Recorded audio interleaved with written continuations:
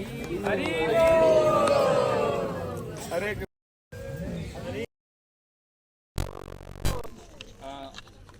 सभी भक्त कृपया आगे आ जाइए। आगे थोड़ा आने जाने के लिए थोड़ा सा जगह छोड़ दीजिए। थोड़ा सा उधर से पीछे से थोड़ा छोड़ दीजिए, इधर सामने आ जाए। हरे कृष्णा। हाँ, इधर से जगह छोड़ दीजिए ताकि कोई आने जाने वाले इधर से साइड से निकल जाएंगे। थोड़ा एक साइड इधर सामने आ जाइए।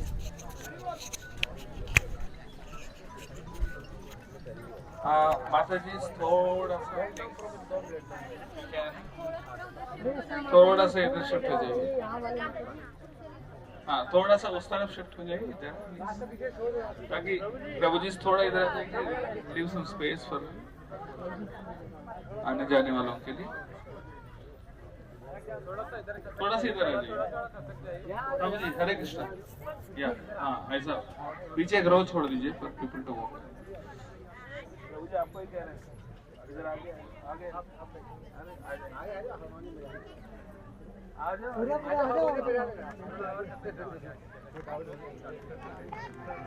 Hare Krishna. So we are very fortunate to be here in the birthplace of Srimati Radharani. Hari Bol. Radharani का जन्म स्थान है और इसके कथा और इसकी महिमा के बारे में हम महाराज जी श्रवण करेंगे। हरे कृष्णा।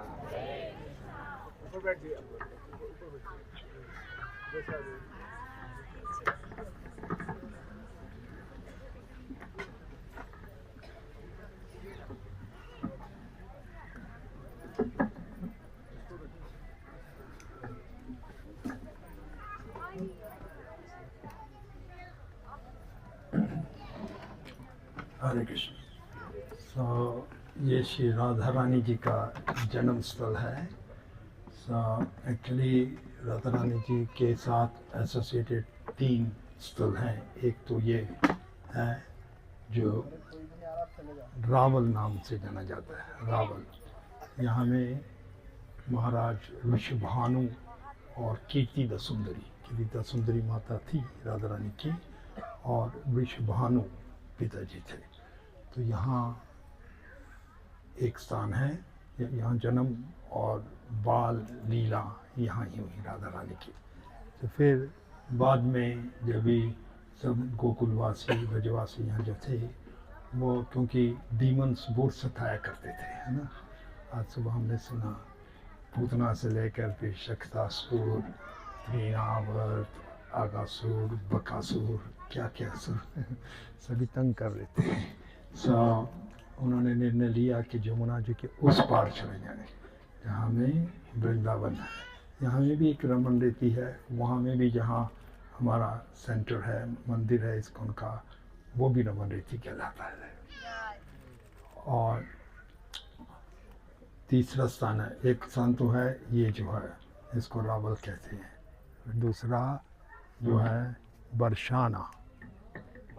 वहाँ में जब सब ब्रिजवासी ये गोकुल छोड़कर यमुना जी के उस पार चले गए, वहाँ में वायर वाला माइक बरसाना,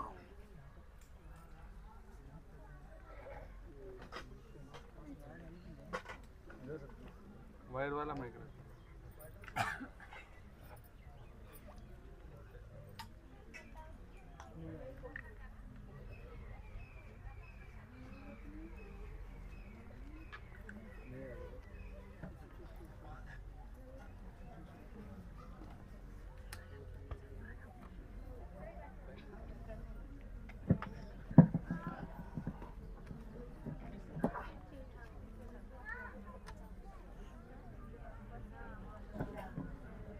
हरे कृष्ण। तो ये दूसरा स्थान जो हम बता रहे थे, ये बरसाना है। महाराज ऋषभानु वहीं शिफ्ट हो गए थे, नंद महाराज और यशोदा भी सब ब्रजवासी उधर शिफ्ट हो गए थे, नंदगांव और बरसाना में। बरसाना नाम पड़ा ऋषभानु से नाम पड़ा बरसाना। ये दूसरा। और तीसरा था यावत। यावत भी उसी एरिया में है जो राधा रानी जी का ससुराल था, ठीक है ना। तो ये 3 स्थान है जो राधा रानी जी से एसोसिएटेड है। सो एक भजन गाएंगे हम, जे जोशी स्वरूप गोस्वामी जी ने लिखा है। राधा रानी जी की ग्लोरीज इसमें बताएंगे हैं। बहुत सुंदर भजन लिखा है रूप गोस्वामी प्रभुपाद जी ने।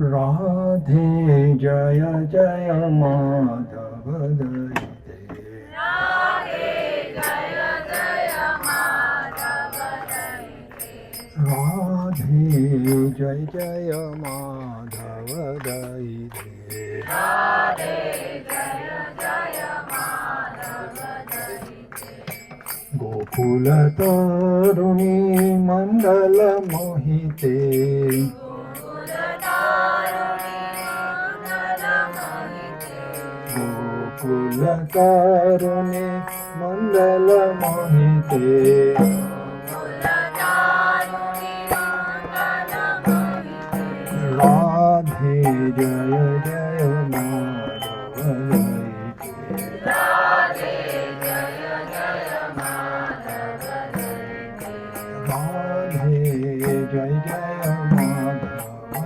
दयिते, राधे जय जय माधव दयिते, दामोदर राति वर्धन वेशे, हरिणि सुप्त वृंदारूपिणे से, दामोदर राति वर्धन वेशे, हरिणि सुत वृंदावित देशे, दामोदर राति वर्धन वेशे, हरिणि सुप्त वृंदाविपिने से, दामोदर राति वर्धन वेशे, हरिणि सुत वृंदावित देशे, राधे जय जय माधव दयिते, राधे जय जय माधव दयिते,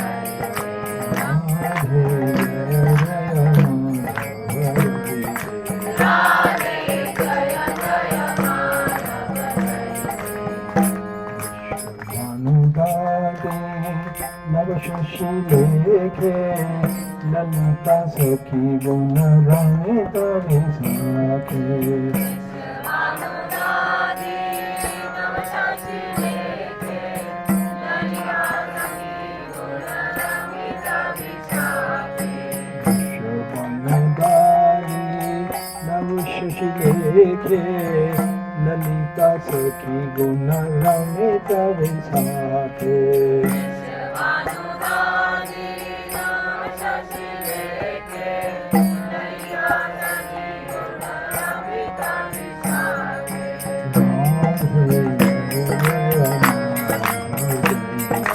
राधे जय जय माधव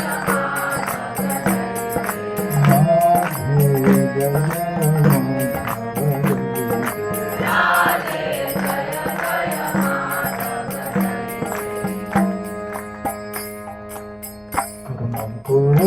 दयिते, करुणा भरीते, सनत सनातन वर्णित चरिते, करुणा करुणमयि करुणा भरीते, सनत सनातन वर्णित चरिते,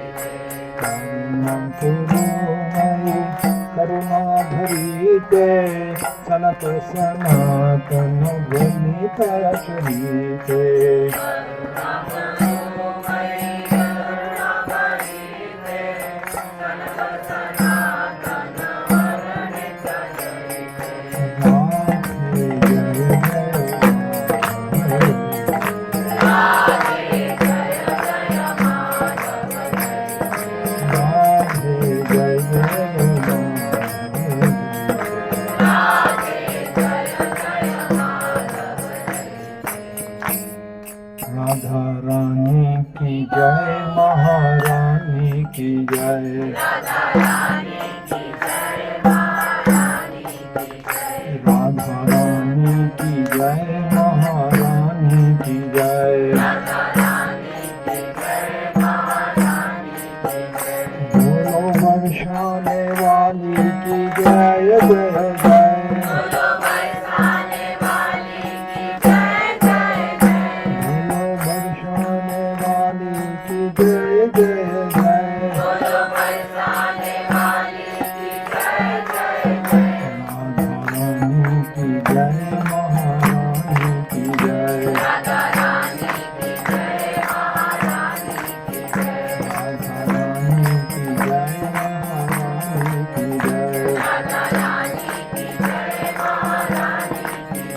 ठाकुर रानी की जय, हरि प्रिया की जय।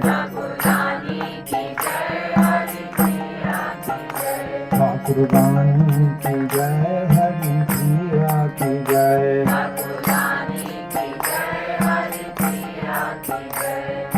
विश्वानु दुरारी की जय जय जय। विश्वानु दुरारी की जय जय जय।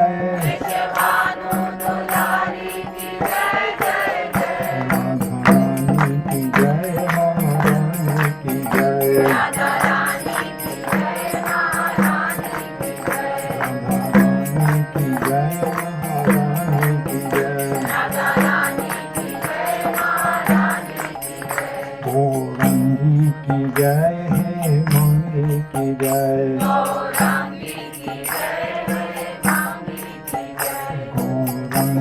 की जय है मांगी की जय।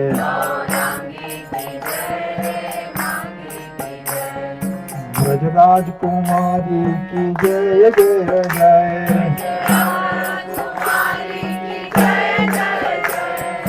ब्रजराज कुमारी की जय जय जय। महारानी की जय, राधा रानी की जय। महारानी की जय, राधा रानी की जय। बोलो बरसाने वाली की जय जय जय। बोलो बरसाने वाली की जय जय जय। ब्रजरानी की जय, ब्रज देवी की जय। ब्रजरानी की जय, ब्रज देवी की जय। हरिहर बनवाली की जय जय जय। हरिहर बनवाली महारानी की जय, राधा रानी की जय। राधा रानी की जय, महारानी की जय। बोलो बरसाने वाली की जय जय जय।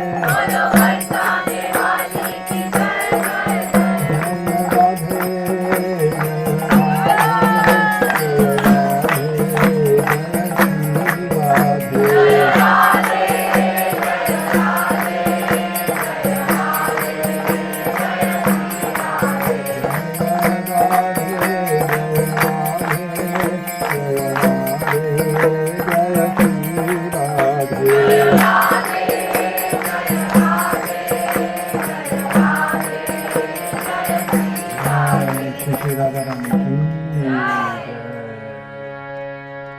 श्री रावल धाम की जय।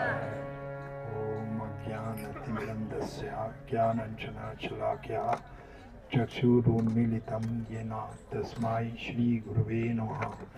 श्रीचैतन्यमनोभीष्टं स्थापितं येन भूतले स्वयं रूपा कदामयं ददाति सुपदान्तिकं। जय श्री कृष्ण चैतन्य प्रभु नित्यानंद श्री अद्वैत गदाधर शिवासदि गौर भक्तवृंद। हरे कृष्णा कृष्णा कृष्णा कृष्णा हरे हरे। एक बार श्री राधा रानी जी का प्रणाम मंत्र बोलेंगे। तप्त कंचन गौरांगी राधे वृंदावनेश्वरी राधे वृंदावनेश्वरी शुभानुसुते देवी विश्वानुसुते देवी प्रणमामि हरि प्रिये। प्रणमामि हरिप्रिये। बहुत सुंदर प्रणाम मंत्र है। तप्त कंचन गौरंगी, तप्त कंचन जैसे सोने का होता है ना, वैसे उनका कांति कॉम्प्लेक्शन है। तप्त कंचन गौरंगी राधे वृंदावनेश्वरी, वृंदावन की ईश्वरी है। राधे वृंदावनेश्वरी विश्वभानु की डॉटर है बेटी। सते देवी प्रणमामि हरि प्रिय, हरि की प्रिय है। तो हम गौड़िया वैष्णव जो हैं, हम राधा रानी के भक्त होते हैं।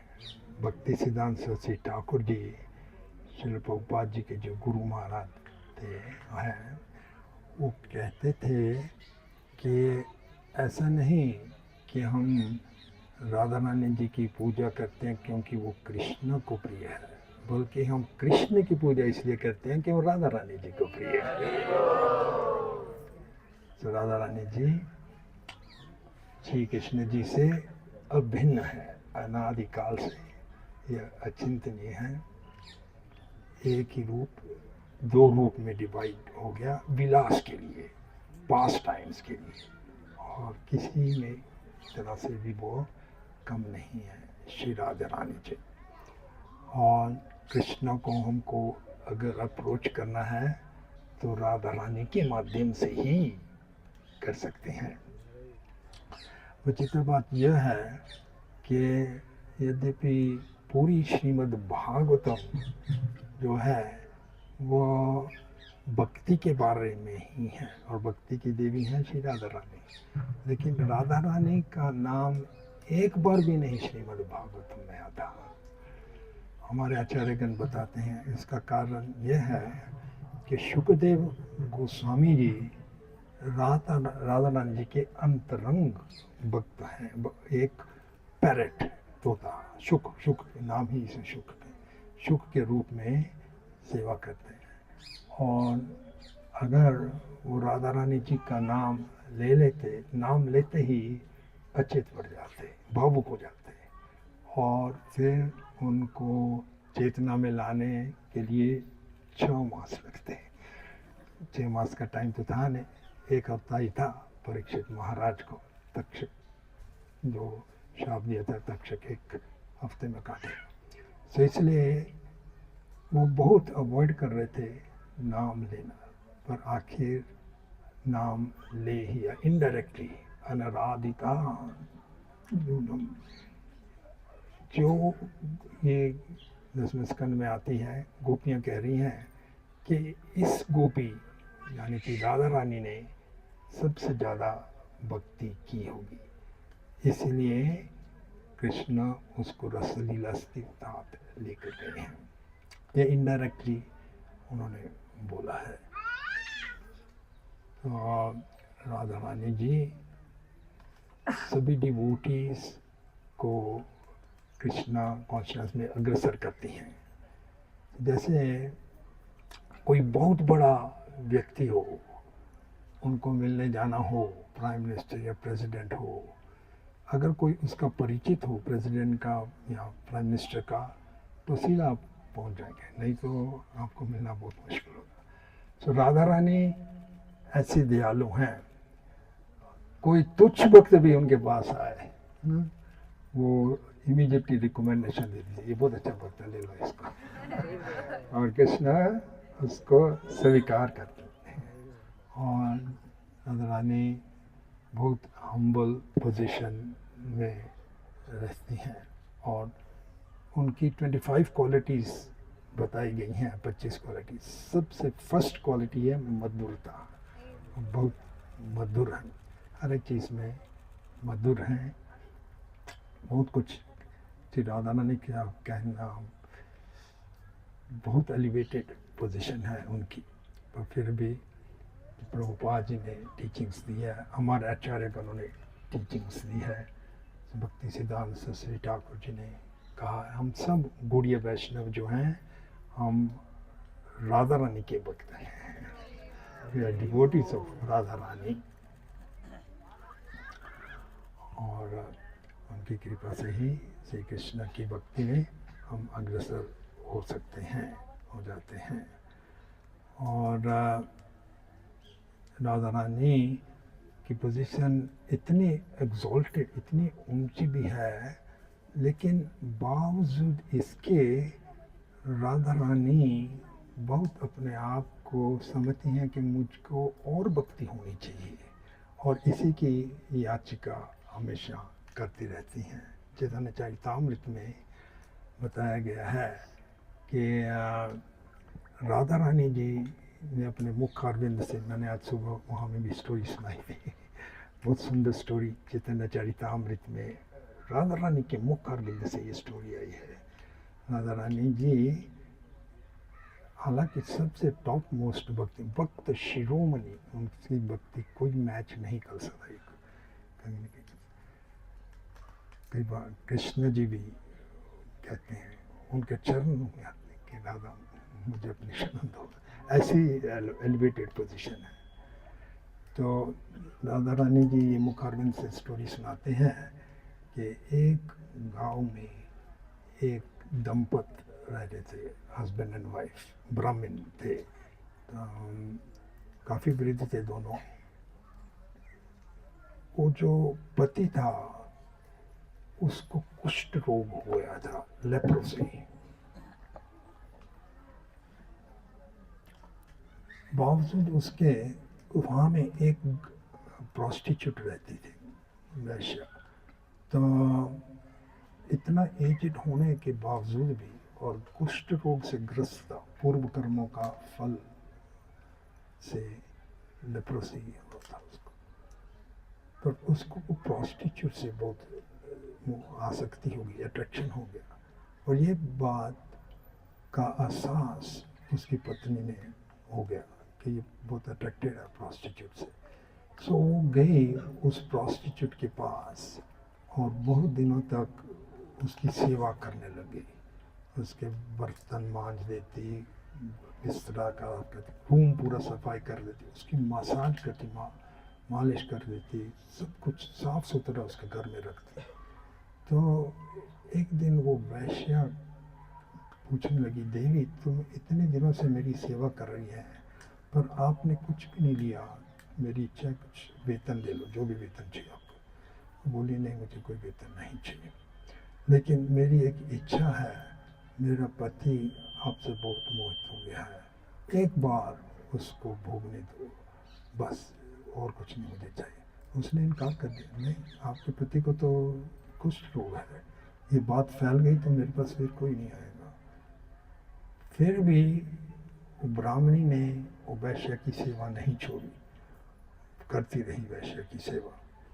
फिर वो वैश्य का दिल बिगड़ गया, मन दिल हो गया, और वो कहने लगे ठीक है अभी अगर आपकी इच्छा यही है तो एक दिन अपने पति को ले आओ इधर, मैं आपके घर नहीं आऊँगी, इधर ले आओ।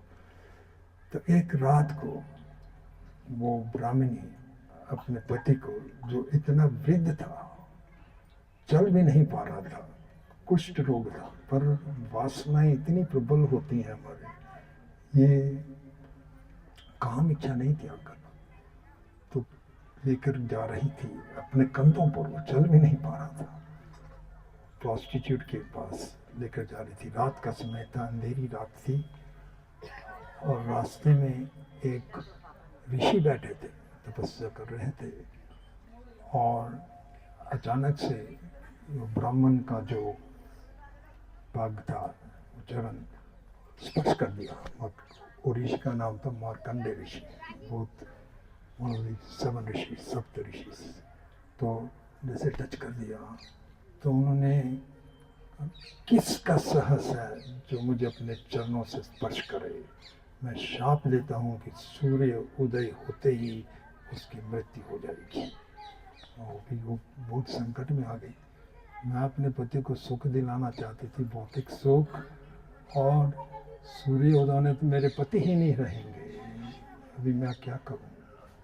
तो उसने सोचा अभी मेरे पास एक ही उपाय है कि मार्कंडे ऋषि का जो शाप है ये फलित नहीं हो, उन्होंने फलित नहीं होगा तो सूर्य उदय नहीं होगा, सूर्य नहीं उदय होगा तो उसके पति की मृत्यु नहीं होगी। मृत्यु तब होगी जब सूर्य उदय होगा। तो उसने कहा अभी कैसे क्या किया जाए कि सूर्य उदय नहीं हुए। तो उन्होंने ये घोषणा की कि सुनो सभी देवताओं, सुनो सभी दिशाओं, अगर मैं वास्तव में सती हूँ, अगर मैंने कभी भी अपने मन में भी सपन में भी मेरे पति के बारे में नहीं सोचा तो कल सूर्यदेव नहीं उदय होंगे।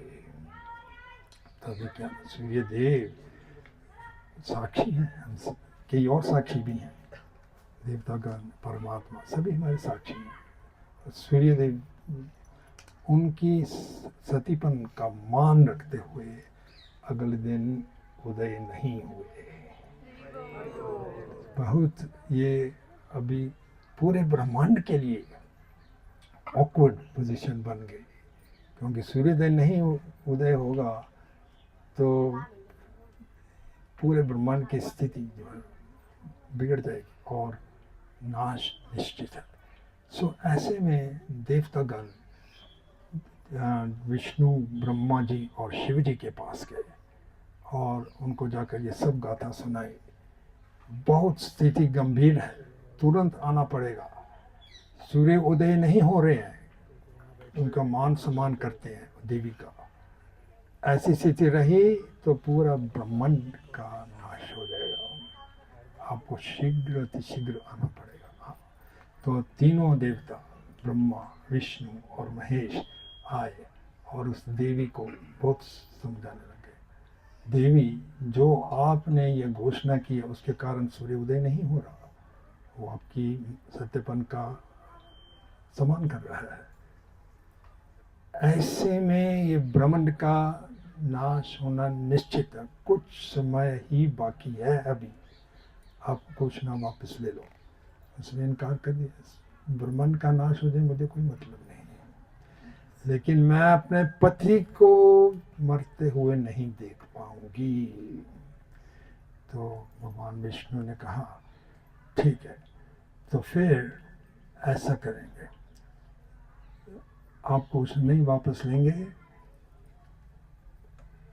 अगर आप घोषणा वापस ले लेंगे तो आपके पति की मृत्यु हो जाएगी, क्योंकि मार्कंडेय का शाप टल नहीं सकता। लेकिन मैं इधर हूं ना, मैं उसको वापस जीवित कर दूंगा। क्योंकि भगवद गीता में भगवान कहते हैं कि जीवनम सर्वभूतानाम, सब प्राणियों में मैं ही तो प्राण हूँ। वो मर भी गया आपका पति, कोई बड़ी बात नहीं है मेरे लिए, मैं उसको वापस जीवित कर दूंगा। तो जैसे उसको ऐसा आश्वासन मिला तो वो ब्राह्मणी ने अपनी घोषणा वापस ले ली। ठीक है, जैसे घोषणा वापस ले ली तो सूर्य उदय हो गया। सूर्य उदय हो गया तो उसके पति की मृत्यु हो गई, वो तो होनी थी क्योंकि मार्कंडेय ऋषि का शाप था, सूर्य उदय होते मृत्यु हो जाएगी। मृत्यु हो गई और भगवान विष्णु पास में थे, खड़े थे, और उन्होंने उसको वापस जीवित कर दिया। उसको वापस जीवित कर दिया और उसका शरीर भी यौवन कर दिया और कुष्ठ रोग भी दूर कर दिया। तो प्रश्न ये आता है कि प्रसंग राधा रानी क्यों सुना रही है? बहुत इंटरेस्टिंग इसका आंसर है। चैतन्य चरितामृत में राधा रानी के मुखारबिंद से एक प्रसंग है। राधा रानी कहती हैं कि जैसे उस सती ब्राह्मणी के सतीपन के कारण सूर्यदेव ने उसका सम्मान करते हुए उदय नहीं हुआ, कहीं ऐसा नहीं हुआ कि सूर्य अब नहीं उदय, उसको अपने काल चक्र में जाना ही पड़ता, नहीं तो पूरा ब्रह्मांड नष्ट हो जाएगा। पर सूर्य को रोक दिया और अपने मृत पति को प्राण दिला दिए। किस कारण? क्योंकि उसका सतीपन था, वो सती थी, अपने पति के सिवाय कुछ नहीं, किसी से कुछ चाहे ब्रह्मांड भी नाश हो जाए कुछ मतलब नहीं, मेरे पति की मृत्यु नहीं होगी, मैं देख नहीं पाऊंगी। ऐसी सती थी वो, एक तो सूर्य को रोक दिया और दूसरा मरे हुए पति को जीवन दिला दिया। तो राधा रानी जी कहती हैं मेरी भक्ति कृष्ण के प्रति ऐसी हो। हालांकि वो सबसे बड़ी भक्त है, सबसे टॉप मोस्ट भक्त है, और यही भावना शिक्षास्त्र में आती है चैतन्य महाप्रभु जी में, जो लास्ट श्लोक आता है ना, बोलेंगे सब तो कहता है ऑल टुगेदर, आश्लिष्यवा पदारतं पिनस्तु माम् अदर्शनं मर्महतं करोतु वा यथा तथा वा विदधातु लम्पतो मत प्राणनाथस्तु स एव नापरा। चैतन्य महाप्रभु जी राधा रानी के भाव में यह कहते हैं कि आश्लिष्य व पदारतं, या तो आप मुझे एम्ब्रेस करो, या फिर मुझे पैरों के नीचे कुचल दो, पदमृतम पिनस्तु माम, या मेरे दिल के टुकड़े कर दो, टुकड़े के टुकड़े हजारों टुकड़े कर दो, लेकिन मत प्राणनाथ आप ही मेरे प्राणों के नाथ हमेशा रहेंगे। तो राधा रानी के मूड में चैतन्य महाप्रभु जी यह कहते हैं। राधा रानी जी का जो ग्लोरीज है, यश इतना एक्सॉल्टेड है कि हमारे आचार्यगण जिन्होंने ग्रंथ लिखा है जैसे चैतन्य चरितामृत, उन्होंने 3 कारण बताया चैतन्य महाप्रभु जी के अवतरित होने का। एक्सटर्नल रीजंस जो है वो हम जानते हैं कि संकीर्तन स्टार्ट करने का था, युग धर्म का।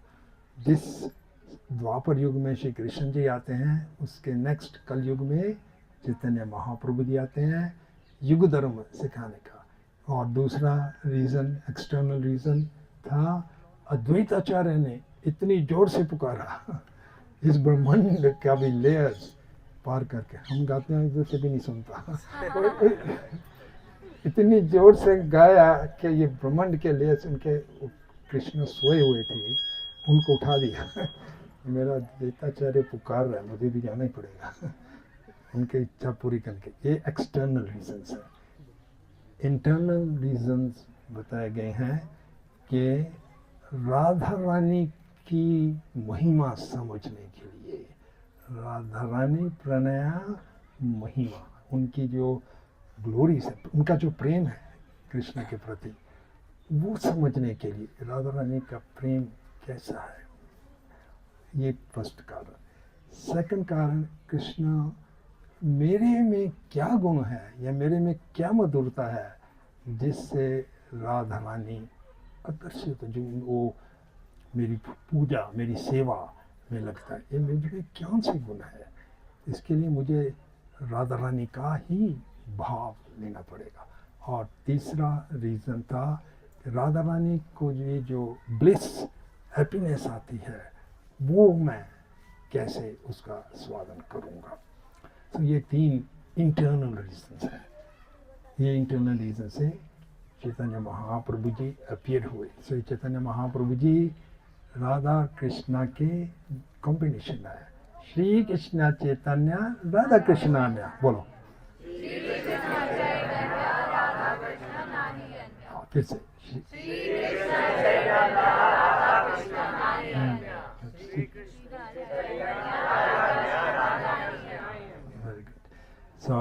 श्री कृष्णा चैतन्य राधा कृष्णा नहीं अन्य।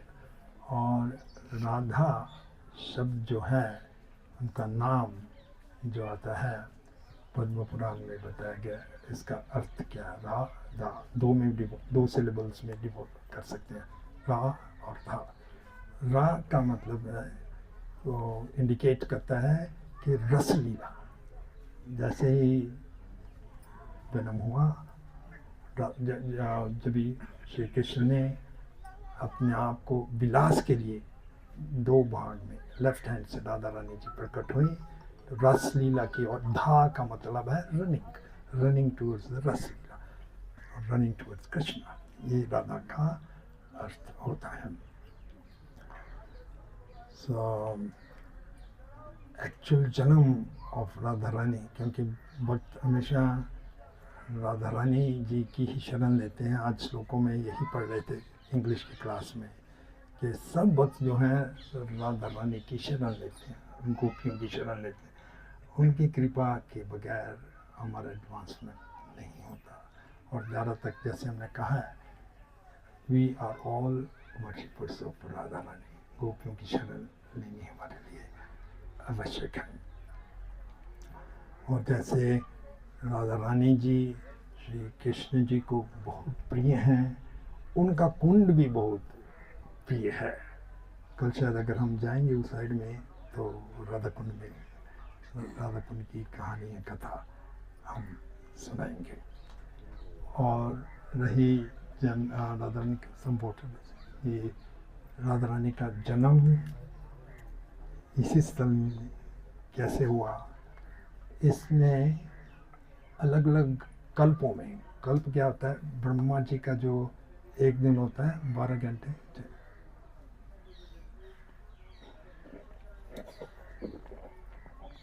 12 घंटे, सतयुग द्वापर त्रेता कलयुग, टोटल कर 1000 बार मल्टीप्लाई कर, वो खाली 12 घंटे हैं। पर उतनी ही लंबी उनकी रात है। ये जो 12 घंटे होते हैं उनको एक कल्प कहते हैं। तो ऐसे ही अलग कल्पों में अलग तरह से ये उनके जन्म का विवरण किया गया। जो ये रिसेंट वन जो है 5000 वर्ष पहले जो श्री राधा रानी जी यहाँ में प्रकट हुई। एक्चुअली कहानी गोलोक से ही शुरू होती है, क्योंकि श्री कृष्ण जी का समय आ रहा था। हम सब कृष्णा बुक से और भागवतम से 10वें स्कंद से मालूम है, धरती पर बहुत संकट आ रहे थे। कंस जैसे राक्षस असुरा वो डिस्टर्ब कर रहे थे। फिर भूमि एक गाय के रूप में गई, प्रार्थना की, और फिर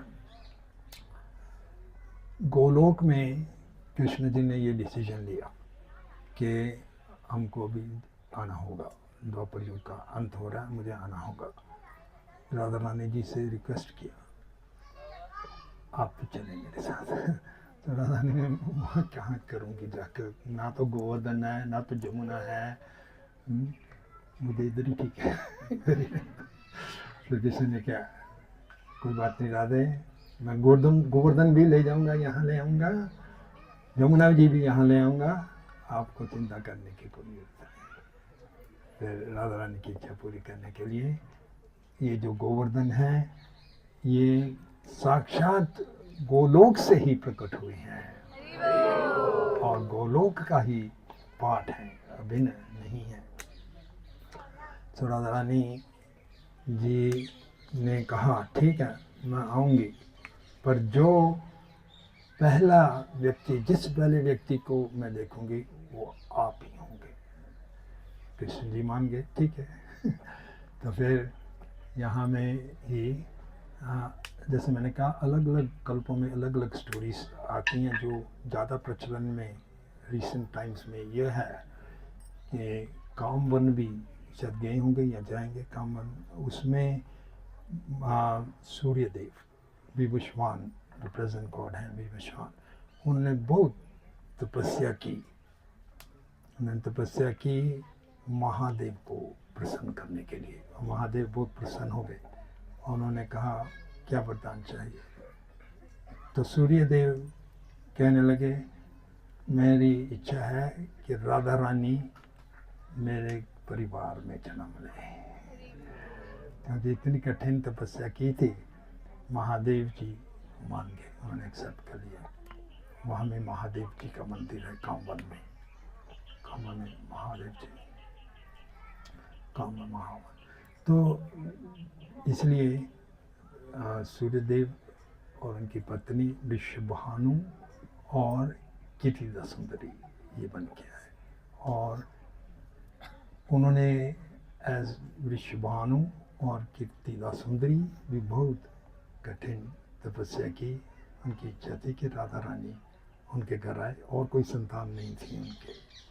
तो एक दिन वृषभानु, यमुना जी यहीं बहती थी, बहुत नज़दीक से, अभी भी है, नज़दीक में थी।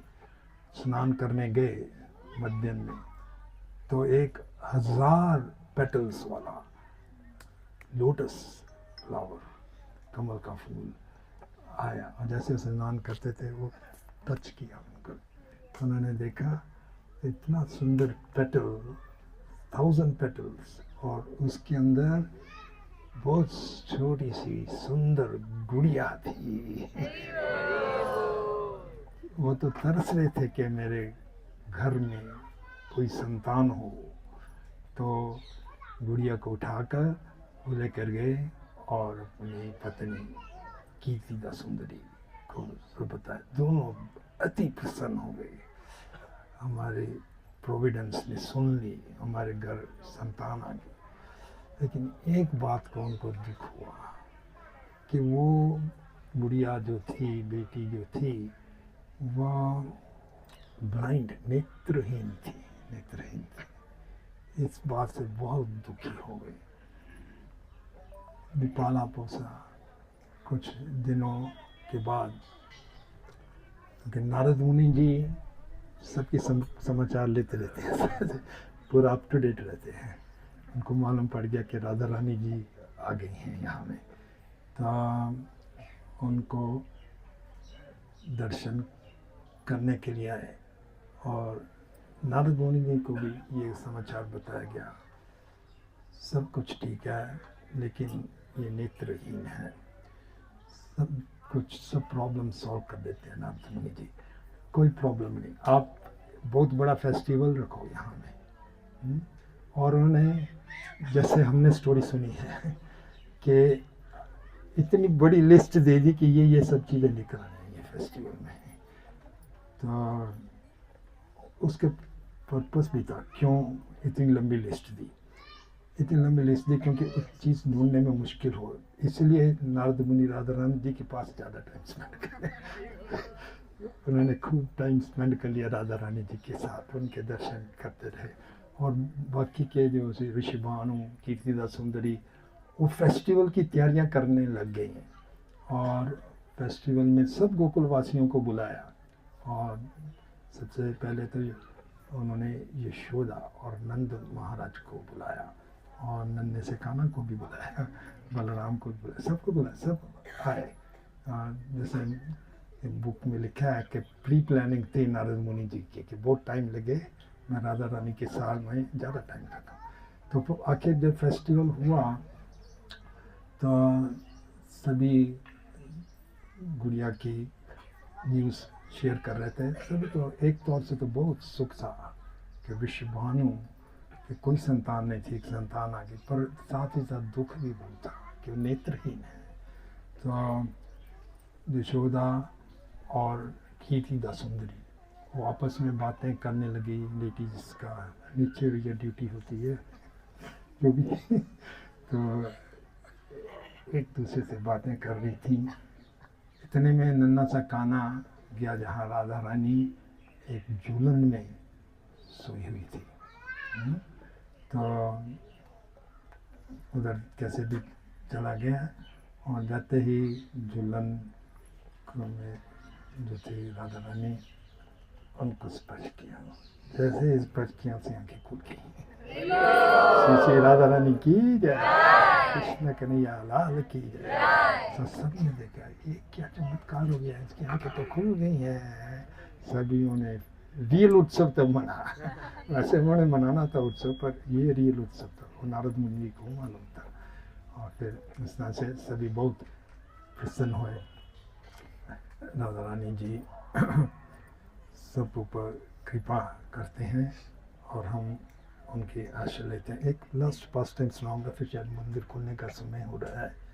ये उधर का है, ये नंदगांव और बरसाना के बीच में, नंदगांव और बरसाना के बीच में है तेर कदम। ये भी बहुत सुंदर पास टाइम है। तेर कदम, वहाँ में ही श्री रूप गोस्वामी जी ने बैठकर कई शास्त्र ग्रंथ लिखे, naked of devotion, naked of instruction, कई और। तीर कदम उसी वृक्ष पर श्री कृष्ण जी चढ़ते थे। ऊपर से हर एक गायों के नाम याद थे। नंदगांव में इतने लाखों गाय थे, उनको एक एक नाम याद था। शलभा, गोविंद नंदिनी, जो भी नाम है, सुरभि, सबके नाम बुलाते और सब गाय आती, एक एक करके आ जाते। तीर कदम नाम है उसका। तो रूप गोस्वामी उसी के पास थे। एक बार उनको समाचार आया कि उनके बड़े भैया सनातन गोस्वामी जी आ रहे हैं उनको मिलने के लिए। अति प्रसन्न हो गए, मेरे भैया आ रहे हैं। और उन्होंने सोचा मेरे भैया को मैं खीर खिलाऊंगा, इतने दिनों के बाद आए हैं तो मैं खीर खिलाऊं उनको। लेकिन फिर उन्होंने कहा ये वन में मैं अकेला हूँ, भजन करने का, ग्रंथ लिखने का, मैं कैसे करूँगा ये। उतने में एक छोटी सी गुड़िया आई उधर में, और गुड़िया लेकर आई थी थोड़ा सा दूध और चावल और शुगर, कैम्फर वगैरह जो खीर में डालते हैं, और कहने लगी कि इसको insect? Is it? Okay.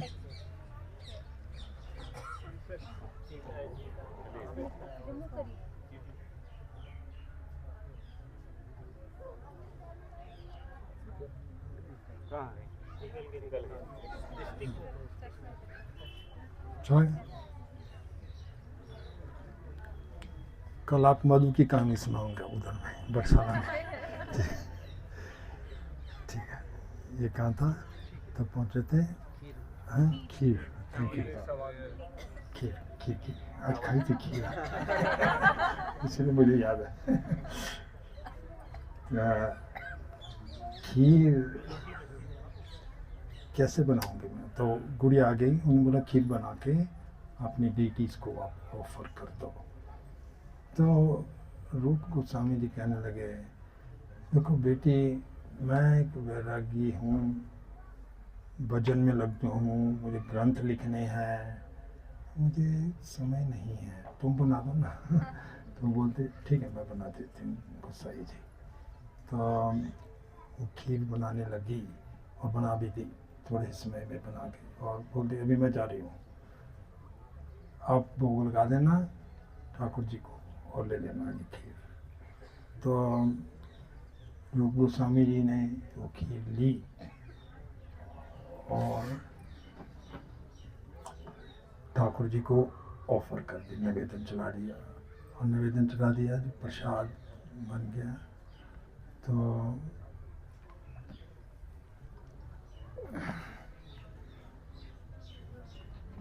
प्रसाद लेकर आए ही थे, प्रसाद ऑफरिंग, उतने में सनातन गोस्वामी जी वहाँ में पहुँच गए। सनातन गोस्वामी जी को बहुत प्रेम से बैठाया, मान सम्मान दिया, और फिर उनको ये खीर प्रसाद परोसने लगे। तो पहला ही टेस्ट जब किया सनातन गोस्वामी, ये खीर तो दिव्य है, अमृत है, ये यहाँ की खीर नहीं लग रही, ये तो अलौकिक है। उन्होंने बच्चा भैया ये बनाई थी किसने, खीर बनाई है? तो उसने बताया, प्रिय भैया बहुत दिनों के बाद आप आ रहे हो यहाँ, मेरी बहुत इच्छा थी, प्रबल इच्छा थी आपको खीर खिलाने की, लेकिन कौन बनाए यहाँ में खीर? मैं सोचता ही था, एक छोटी सी गुड़िया आई और उसने ये खीर बना दी। तो सनातन गोस्वामी ने ये दिव्य जो टेस्ट है, ये राधा रानी जी के द्वारा बनाई हुई खीर थी, आपने नहीं पहचाना, राधा रानी ही बना सकती हैं ऐसे। और वैसे भी जगन्नाथ जी का जो मंदिर है उसमें बोला कि 2000 से ज़्यादा कुक्स हैं, शायद ज़्यादा भी हों, 2 या 5000, पर 2000 से ज़्यादा ही हैं। तो हेड कुक कौन है? राधा रानी। राधा रानी। तो मैं एक लास्ट प्रसंग सुनाकर फिर आज विराम लूँगा। वैसे ये प्रसंग मुझे कल बरसाना में सुनाना था, पर एनीवे अभी आप सुना देंगे, आप इधर आए हैं। और क्योंकि वहाँ में ये पास टाइम हुआ था बरसाना के पास, तो क्योंकि राधा रानी की सासू माई और जो ननद जो थी, नाम भी उनके कमाल के है, जाटिला और कुटिला जो भी है। तो जाटिला और कुटिला हमेशा राधा रानी पर आरोप लगाते, तो हम कृष्ण के पीछे ही भागती है, हमेशा कृष्ण के पीछे। लेकिन ये सिद्ध करना था कि राधा रानी सबसे सती है, most chest woman in the universe. तो ये कृष्ण जी की लीला ऐसी अद्भुत है। एक दिन कृष्ण जी को बहुत फीवर, ज्वर आ गया, टेम्परेचर आ गया। तो फॉर्चुनेटली एक उधर वैद्यराज आ गया। वैद्यराज तो क्या था, वो भी षड्यंत्री था, जो भी था। तो पहुंच गया, बहुत सी दवाइयाँ का मिल्क जैसे कंपाउंडर होते हैं ना, सब बोला औषधि तैयार हो गई है, एक इंग्रेडिएंट बाकी है। तो सभी बहुत, इतना कुछ हमने दे दिया आपको, कहाँ कहाँ से हम जड़ बूटियाँ लाए हैं, पाउडर बनाए हैं उसके, अभी और कुछ भी बाकी है।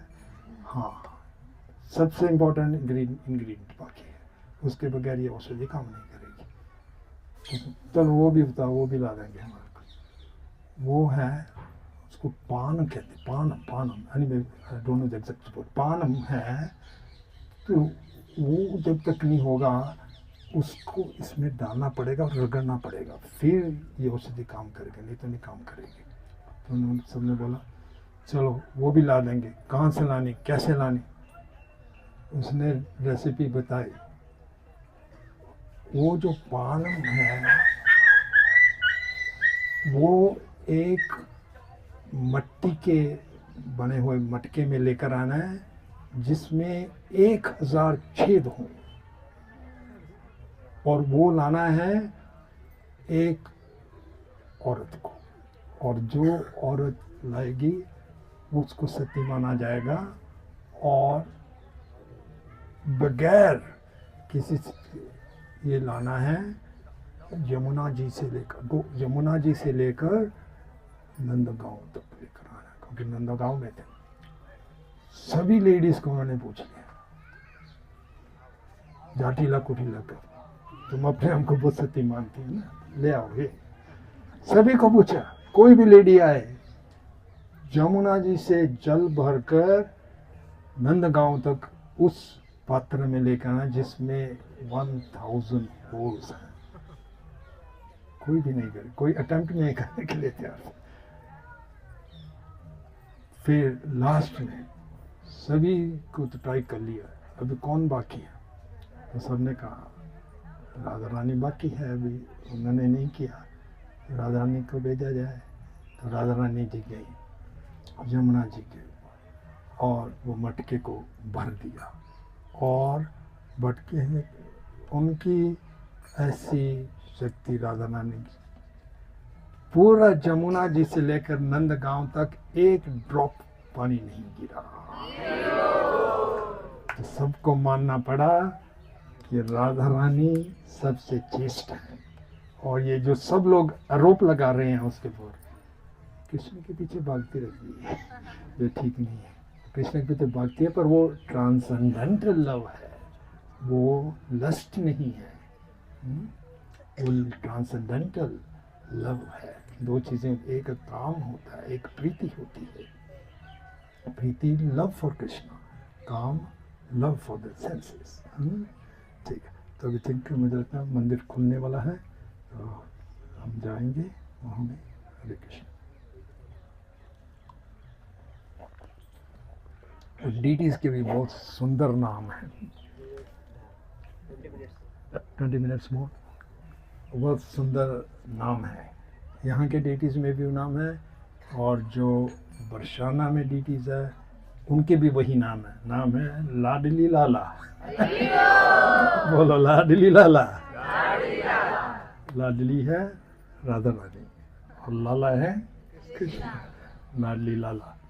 तो इधर ब्रज में बरसाना में उनको लाडली लाल महाराज कह के पुकारते हैं। आप देखेंगे जब भी उधर गए बरसाना, कल जा रहे हैं ना, कल बरसाना जा रहे हैं, आप देखेंगे वो मंदिर का नाम है लाडली लाल जी महाराज। बहुत सुंदर नाम है, लाडली लाल जी महाराज। लाडली जी भी है और लाला भी है वहाँ में। और यहाँ के डीटीज का नाम भी वही है, लाडली लाल। लाडली लाल। तो ये हमने आते हुए बुक में पढ़ा था। लाडली लाल के एक्स्ट्रा एक और डीटीज अभी रिसेंटली उन्होंने डाली हैं, वो बेबी राधा कृष्ण है। बेबी राधा कृष्ण वो बुक है, ये वृंदावन वाली।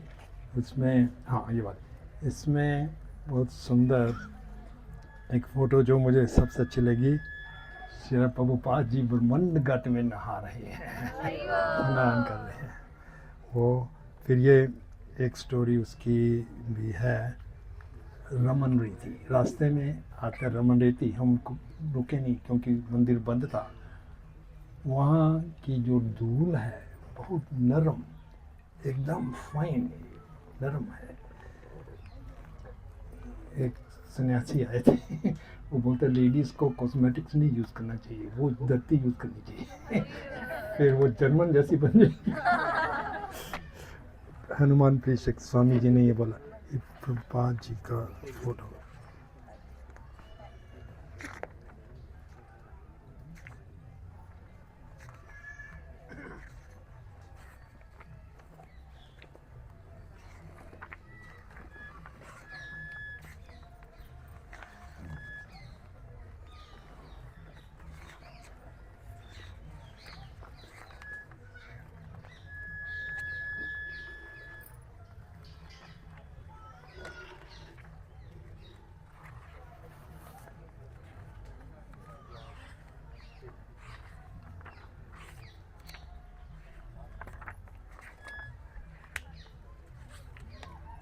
मुझे मिलने लगा, बाद में हम आपको ढूंढ को बताएंगे। हाँ ये शिला प्रभुपाद की जाए। बाद में देखना था, नज़दीक से देख। प्रभुपाद जी ये ब्रह्मांड घाट में स्नान कर रहे हैं। शिला Prabhupada bathing in the Yamuna on at ब्रह्मांड घाट। शिला प्रभुपाद चले पास करना, पास करके बुक वापस ले देना इधर। ओके ठीक है, फिर हम अभी विराम लेंगे, थोड़ी देर में मंदिर खोला। तो स्पीक समथिंग, और कोई डिवोटीज बोलना चाहते हैं, या कम से कम राधा रानी के नाम लीजिए। क्या क्या नाम है राधा रानी जी, किसको याद है? मे डिफरेंट नेम्स, या मोबाइल में देख सकते हैं। जयश्री एक नाम है ना, और क्या नाम जानते हैं? जयश्री, माधवी वेरी गुड, और किशोरी वेरी गुड, और श्यामा श्यामा वेरी गुड, और Raseshwari very good, Vrindavaneshwari very good, विश्वाणु दुलारी, हरिप्रिया वेरी गुड, एक और Bhanu Nandini, Bhanu Nandini, okay, Vrajeshwari, Vrajeshwari very good, Raseshwari yes, Kirtida Sundari very good, Bhanu Nandini, हाँ गौरंगी, हाँ very nice, Gaurangi Hemangi very Thakurani Brajrani रानी में उनका नाम ब्रज देवी उनका नाम है राजराजेश्वरी और Premmurti very good Brajeshwari Brajeshwari very good और श्याम्या वेरी गुड भक्ति भक्ति प्रधान हाँ इसका नाम है प्रधान गोपिका प्रधान गोपिका सब गोपी में प्रधान है हरिप्रिया हाँ हो गया है राजेश्वरी ओके ब्रजमोहन मोहिनी मनमदन मोहिनी या very good Madan Mohan Mohini very good Radhika very good Radha okay. Gandharvika very good very good Gandharvika और है ऐसे सहस्र नाम है okay. और नाम है हरिकांता वेरी गुड